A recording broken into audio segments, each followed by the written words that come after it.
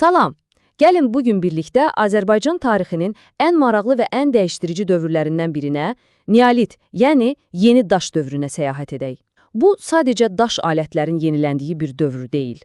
Bu, sözün əsl mənasında bəşəriyyətin bütün həyat tərzini kökündən dəyişən bir inqilab idi. Heç düşündünüzmü? Bəşər tarixini alt-üst edən ən böyük dəyişiklik nə olub? Bəlkə də ağlınıza təkərin icadı ya da internet gəlir. Amma inanın, cavab sizi təəccübləndirə bilər. Çünki insanlığın ən böyük sıçrayışı nə metalla, nə də elektrik enerjisi ilə oldu. Hər şey torpaqla, əkinçiliklə başladı. Hər şey ovçuluqdan fermerliyə keçidlə başladı.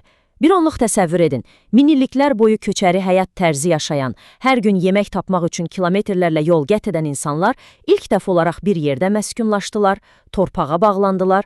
Bu, sadəcə bir peşə dəyişikliyi deyildi, bu, insanlığın hekayəsində açılan tamamilə yeni bir fəsil idi. Gəlin bu iki dövr arasındakı fərqə baxaq.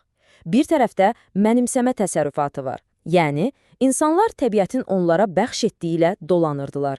Ovçuluq edir, bitki kökləri, meyvələr yığırdılar. Digər tərəfdə isə əsl inqilab baş verir. İstehsal təsərrüfatı. Artıq insanlar təbiətdən sadəcə götürmür, özləri istehsal etməyə başlayırlar.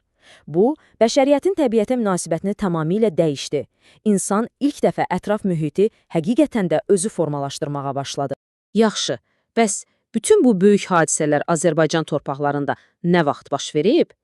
Zaman xəttimizə baxsaq görərik ki, Neolit dövrü eramızdan əvvəl 8-ci minillikdən başlayıb 6-cı minilliyə qədər, yəni təxminən 2000 il davam edib. Bu dövr, köhnə ovçu yığıcı həyatı ilə yeni metal emalının başladığı dövr arasında həlledici bir körpü rolunu oynayıb.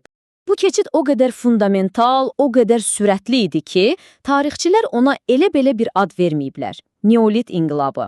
Gəlin görək bu inqilab sözünün arxasında əslində nə dayanır? Bəs Neolit inqilabı nə deməkdir? Baxın, bu sadəcə tarlada nəsə əkmək deyil. Bu, insanlığın, təbiətin pasiv bir parçası olmaqdan çıxıb aktiv bir yaradıcıya çevrilməsidir. Bəlkə də insanın öz taleyini həqiqətən əlinə aldığı ilk andı bu. Bu inqilabın təsirləri həyatın hər sahəsində görünürdü. Köçəri çadırların yerini daimi möhkəm evlər aldı. İlk dəfə olaraq torpaq toxa ilə becərildi. Vəhşi heyvanlar əhliləşdirilərək həm iş gücü, həm də qida mənbəyinə çevrildi. Və bütün bu dəyişikliklər zəncirvari bir reaksiya yaradaraq tamamilə yeni alətlərin və yeni sənət sahələrinin yaranmasına təkan verdi. Təbii ki, bu yeni həyat tərzi özü ilə yeni alətlər getirməli idi. Axı əvvəlki alətlərlə torpağı becərmək, məhsulu yığmaq mümkün deyildi. Gəlin görək o dövrün fermerinin, belə desək, alət çantasında nələr var idi. Cəmi 3 dənə sadə görünən alət, amma hər biri bir inqilab idi. Torpağı yumşaltmaq üçün toxa, məhsulu biçmək üçün oraq və dənli bitkiləri üyüdüb un halına gətirmək üçün daş üyüdənlər. Bu sadə texnologiyalar əslində aclıqla bolluq arasındakı fərqi yaradırdı. Bunlar olmasaydı, oturaq həyat sadəcə bir xəyal olaraq qalardı. Və bəzən o dövrün insanları elə yaradıcı həllər tapırdılar ki, heyran qalmamaq olmur. Məsələn, Tovuzdakı Göytəpə abidəsində arxeoloqlar çox maraqlı bir tapıntı əldə ediblər.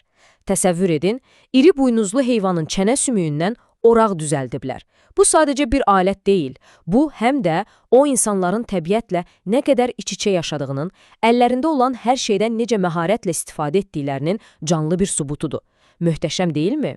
Oturaq həyatın bəlkə də bizə ən böyük hədiyyəsi zaman oldu. Artıq insanlar bütün günlərini yemək axtarışına sərf etmirdilər. Artıq qida məhsulu bəzi insanların başqa işlərlə məşğul olmasına imkan yaratdı. Bu yeni yaranan boş vaxt isə ixtisaslaşmanın, yəni sənətkarlığın yaranmasına səbəb oldu. Və iki sənət sahəsi var ki, onlar həyatı tamamilə dəyişdi. Yeməyi saxlamaq və bişirmək üçün duluççuluq, geyim və digər ehtiyaclar üçün isə toxuculuq. Duluççuluq deyib keçməyin, bu sadəcə gilqab-qacaq düzəltmək deyildi. Bu, artıq məhsulu ambarlarda saxlamaq, qıtlı günlərinə hazırlaşmaq, yəni gələcəyi planlamaq demək idi. O saxsı qablar olmasaydı, əkinçiliyin gətirdiyi bərəkəti qoruyub saxlamaq da mümkün olmazdı. Üstəlik, yeməkləri bişirməyin yeni yolları tapıldı, bu da insanların daha sağlam qidalanmasına kömək edirdi. Toxuculuq isə insanı təbiətin sərt üzündən qoruyurdu. Hər şey Sümükdən düzəldilmiş i adlanan bu kiçik, amma çox vacib alətlə başlayırdı. Onunla bitki liflərini, heyvan yununu əyirib sap halına gətirirdilər və o saplardan da ilk geyimlər, ilk parçalar toxunurdu. Yaxşı, bütün bu yenilikləri bir yerə yığsaq ortaya nə çıxır? Bu Neolit inqilabının bizə qoyub getdiyi əsas miras nədir? Gəlin indi də böyük mənzərəyə baxaq. Baxın, hər şey bir domino effekti kimi işləyirdi. Birinci addım, əkinçilik sabit qida mənbəyi deməkdir. İkinci addım, sabit qida varsa, artıq köçməyə ehtiyac yoxdur, daimi kəndlər yaranır. 3. Kəndlərdə bəzi insanlar başqa işlərlə, yəni sənətkarlıqla məşğul olur, ticarət başlayır. 4. Və bununla da istehsal təsərrüfatı tamamilə formalaşır.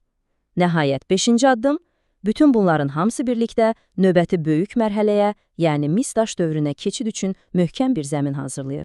Biz tez-tez sənaye inqilabından, texnoloji inqilabından danışırıq. Amma gəlin unutmayaq ki, bütün bunların təməlində dayanan bəşəriyyətin ilk və bəlkə də ən önəmli iqtisadi inqilabı məhz budur. Bugünkü dünyamızı formalaşdıran hər şeyin toxumu bax o dövrdə səpilib. Və sonda, gəlin bir də bu sual haqqında düşünək. Təxminən 10 min il əvvəl baş verən bu hadisə bugün bizim həyatımıza necə təsir göstərir? Süfrəmizdəki çörəkdə, yaşadığımız şəhərlərin bünövrəsində o ilk fermerlərin izini görmək mümkündürmü? Bu barədə düşünməyə dəyər. İzlədiyiniz üçün təşəkkürlər.